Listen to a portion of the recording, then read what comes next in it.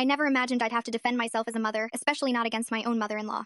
From the moment my son was born, my MIL decided I wasn't good enough. It started small, comments about how I held the baby, how often I fed him, how I should really be doing things. At first, I brushed it off as annoying advice from an overbearing grandmother.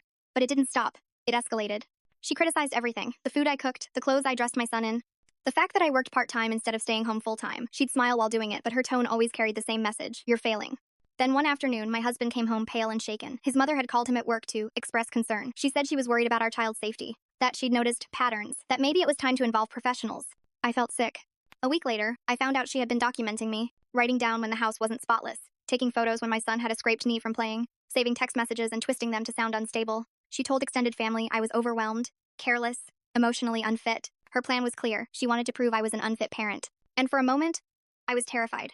Because when someone lies confidently enough, especially an older woman who just wants what's best for the child, people listen. So I stopped panicking. And I started preparing. I pulled my son's medical records, perfect checkups, consistent appointments, notes from our pediatrician praising his development. I gathered daycare reports showing he was happy, social, and thriving. I saved every message my MIL had sent me, the passive-aggressive ones, the threats disguised as concern, the moments she crossed boundaries. Then I dug deeper.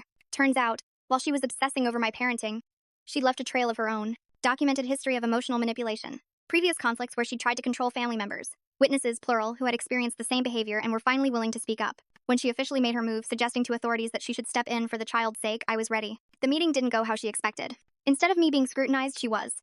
Her pattern of behavior was laid out clearly. The fixation, the exaggerations, the control issues. The way her concern wasn't about safety, it was about power. The conclusion was immediate and brutal. I was cleared without question. She, however, was advised to step back, far back. Supervised contact only. Mandatory boundaries. A formal note stating that her involvement had become emotionally harmful.